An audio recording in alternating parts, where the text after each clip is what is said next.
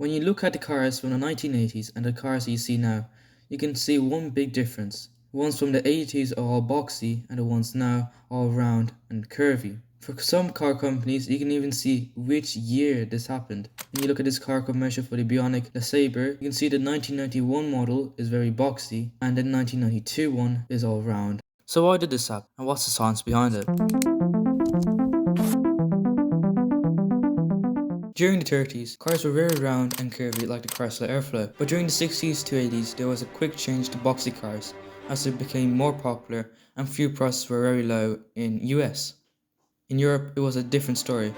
1 gallon of fuel would cost 73 cents, so designers in car manufacturers like Benz, Audi, Porsche and BMW had to start making round and sleek looking cars to help them be more fuel efficient. The Americans started to take inspiration and a designer called Uwe Bonson designed the Ford Sierra. It was a nice and round car, but the market did not like it, and it even got the nickname of the Jelly Mold, plus how it looked like jelly. A few years later, another man from the design team, Jack Telnack, took over the design team by the 80s. Fuel prices were high due to the fighting in Afghanistan, and so he incorporated wind tunnel testing in the design phase, something that was also done many years ago on the Tatra T77. So why did they believe that wind tunnel testing for planes could help cars? We know that the Europeans and the Americans had to try and find a good way to make their cars very efficient and aerodynamic, so that the customers could buy the car and not worry about how expensive the fuel for that car would be. They did this by jumping into the realm of aerodynamics. Nature already had the answer. If a tear drops to the ground, it forms the ideal shape of least resistance. Now if you flip that horizontally, you get the perfect shape for an ideal car.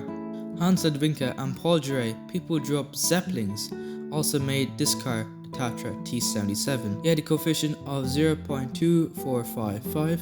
This was the first car to be truly scientifically aerodynamic that was also mass produced.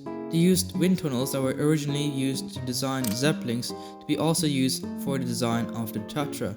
Another good example of nature being incorporated into car design is the Schlorwagen, and you can see the similarities between the car and the teardrop. It had the drag coefficient of 0.113. In a nutshell, the principles of aerodynamics can be easily explained through the help of skydiving. When a skydiver jumps out of an airplane, they accelerate towards the ground due to gravity. Skydivers can use their body position to minimize drag. They can do this by arching their body and pointing their toes, like this guy right here. If a skydiver wants to slow down, they can spread their arms and legs to increase their body's cross-section, which increases drag and slows them down. This is happening because the air molecules are pushing against the skydiver because he has his body stretched out and covering a larger surface area than the guy who is pointing straight downward. It would take a lot of energy and weight to go down as fast as this other guy. If you translate this to car terms, the stretched out guy would be the boxy car and the straight and pointy guy would be the curvy car. The boxy car would need a lot more energy and fuel pushed against all these molecules as it's sitting to be as fast as the curvy car. Curvy car, however, only needs less amount of fuel than the boxy car pushed against all these air molecules, because all these air molecules are flowing around the curve, whereas the molecules that's sitting against the boxy car will be hitting against straight edges. This would lead to a lot more fuel being consumed by the boxy car.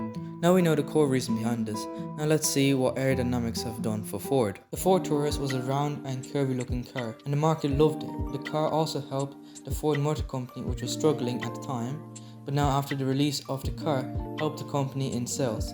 The growing MPG requirements in Europe as well as in America meant more aerodynamic cars were necessary. According to one Ford designer, it was cheaper to do aerodynamics than figure something out in the engine of the car. When you look at the cars today, you can see how curvy and round they are, and also the effects that aerodynamics have on them.